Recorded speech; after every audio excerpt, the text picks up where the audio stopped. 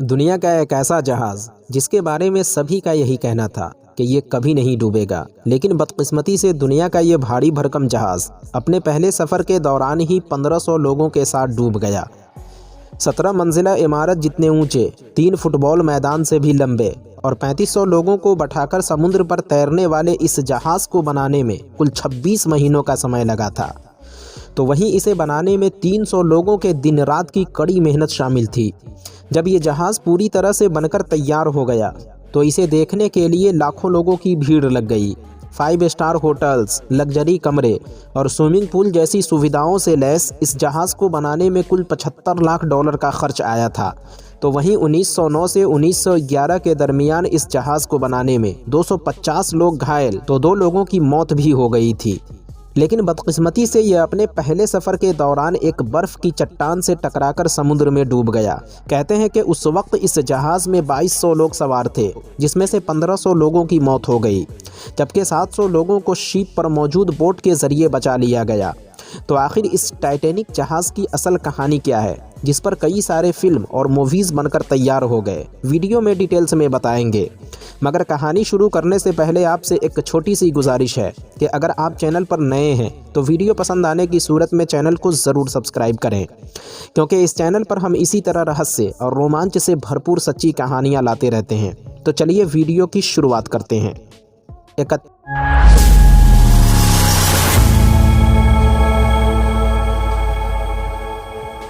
31 मार्च 1909 में इस जहाज़ के मालिक व्हाइट लाइन स्टार ने एक लग्जरी 5 स्टार जहाज़ बनाने का फैसला किया। 3000 लोगों ने दिन रात मेहनत करके सिर्फ 26 महीनों में इस जहाज़ को बनाकर तैयार कर दिया। पूरी तरह से तैयार हो जाने के बाद तकरीबन 1 लाख से भी ज़्यादा लोग इस जहाज़ को देखने के लिए आए और इस विशाल लग्जरी जहाज़ को देखकर दंग रह गए। किसी ने सपने में भी नहीं सोचा था कि इंसान इतना बड़ा जहाज़ बनाकर तैयार कर सकता है। इस जहाज़ की लंबाई 882 फीट 9 इंच तो ऊंचाई तकरीबन 175 फीट थी। जहाज़ के पूरी तरह से तैयार होने के बाद छोटे मोटे डेकोरेशन के काम चलते रहे और आखिर 2 अप्रैल 1911 को ये जहाज़ पूरी तरह से बनकर तैयार हो गया, जिसके बाद इसे समुद्र में चलाकर टेस्ट भी किया गया। सफलतापूर्वक टेस्टिंग के बाद 10 अप्रैल 1911 को ये जहाज़ अपने पहले और अफसोस के साथ आखिरी सफ़र के लिए रवाना हुआ। इस जहाज़ को इंग्लैंड के साउथहैम्पटन से न्यूयॉर्क तक कुल 5507 किलोमीटर का सफ़र तय करना था।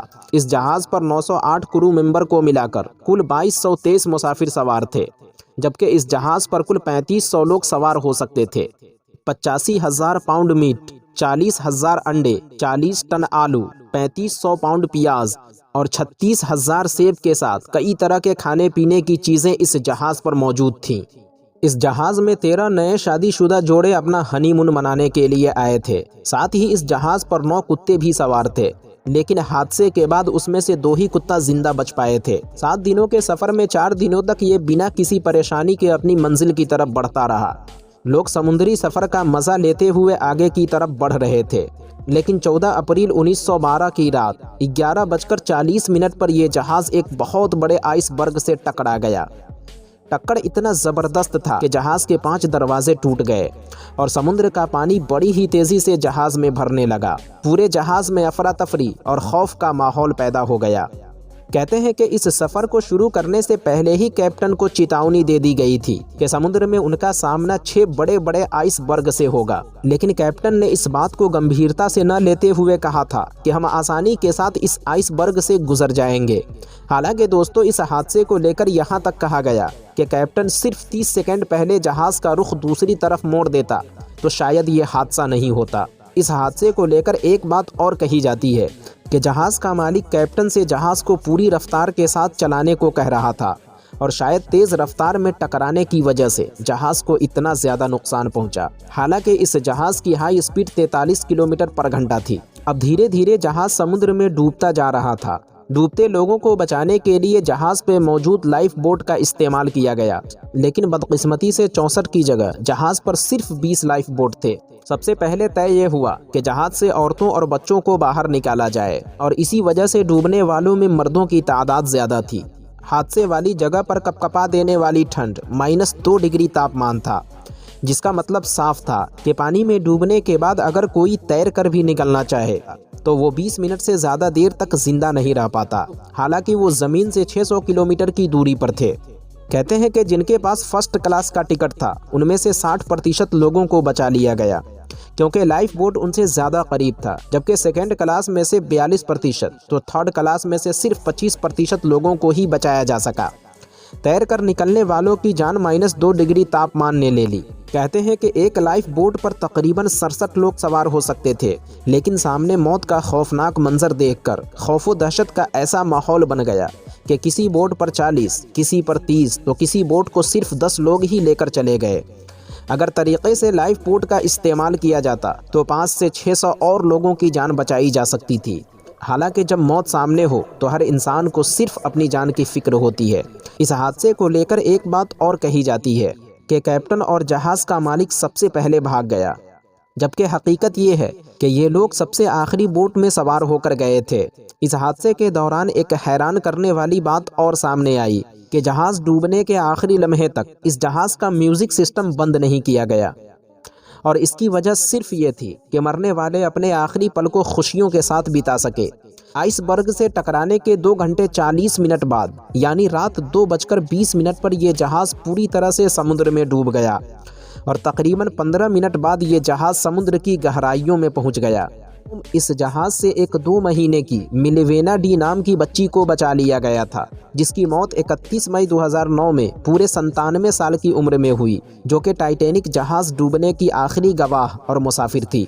और इस जहाज़ के डूबने के साथ साथ उन लोगों की आखिरी उम्मीदें भी टूट गई जो लोग इस जहाज़ में बैठे मुसाफिरों का अपने अपने घरों पर इंतज़ार कर रहे थे। समुद्र के अंदर जाने के बाद ये जहाज़ 2 टुकड़ों में तब्दील हो गया, लेकिन ये 2 टुकड़ों में क्यों बटा, ये बात आज भी एक रहस्य बनी हुई है। 1912 में डूबा हुआ जहाज़ 1985 में जाकर ढूंढा जा सका, मतलब इस जहाज़ को ढूंढने में पूरे 73 साल बीत गए। इस कहानी पर कई सारी फिल्में और कई डॉक्यूमेंट्री भी बन चुकी हैं, मगर 1997 में बनने वाली फिल्म टाइटैनिक सबसे ज़्यादा हिट हुई। टाइटैनिक जहाज़ बनाने में $75 लाख, तो वहीं इस फिल्म को बनाने में $20 करोड़ खर्च हुए। इस जहाज़ का मलबा आज भी समुद्र की 12,000 फीट से ज़्यादा की गहराई में डूबा हुआ है, जिसे कई बार निकालने की कोशिश भी की गई, मगर ऐसा हुआ नहीं। वहीं अगर इस जहाज़ के टिकट की बात करें तो फर्स्ट क्लास के टिकट का दाम $4350, सेकंड क्लास का $1750, जबकि थर्ड क्लास का सिर्फ $30 था। दोस्तों, अब सबसे बड़ा सवाल ये है कि क्या इस हादसे से बचा जा सकता था? तो इसका जवाब है जी हाँ। सबसे पहली बात, अगर इस आइसबर्ग को लेकर कैप्टन चौकन्ना होता तो शायद जहाज़ उससे टकराता ही नहीं। दूसरी बात, अगर जहाज़ की स्पीड कम होती तो शायद जहाज़ को इस कदर नुकसान नहीं पहुंचता। और तीसरी बात, जहाज़ पर जितने लाइफ बोट रखने की क्षमता थी, अगर पूरे 64 के 64 लाइफ बोट होते तो शायद किसी की जान नहीं जाती। चौथी और आखिरी बात ये कि उन 20 लाइफ बोट का अगर सही तरीके से इस्तेमाल किया जाता और जितने लोग उस पर होने चाहिए उतने होता तो तकरीबन 700 और लोगों की जान बचाई जा सकती थी। मगर सामने मौत का खौफनाक मंजर और इंसानी फितरत अपना काम बनता तो भाड़ में जाए जनता को सामने रखते हुए ये सब हो गया। 1997 में बनने वाली फिल्म टाइटैनिक की कहानी सही है या गलत? तो इसमें कुछ चीज़ें गलत भी हैं तो कुछ चीज़ें सही, जैसे जहाज़ के डूबने का सीन, आखिरी लम्हे तक संगीत बजाने का सीन, डूबते समय लोगों को लाइफ बोट से बचाने का सीन। तो दोस्तों, ये थी दुनिया के सबसे बड़े जहाज़ टाइटैनिक के डूबने की पूरी कहानी।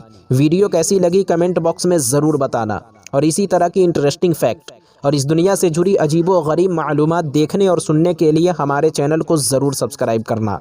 मिलते हैं एक और नई वीडियो के साथ, जब तक के लिए अपना ख्याल रखें।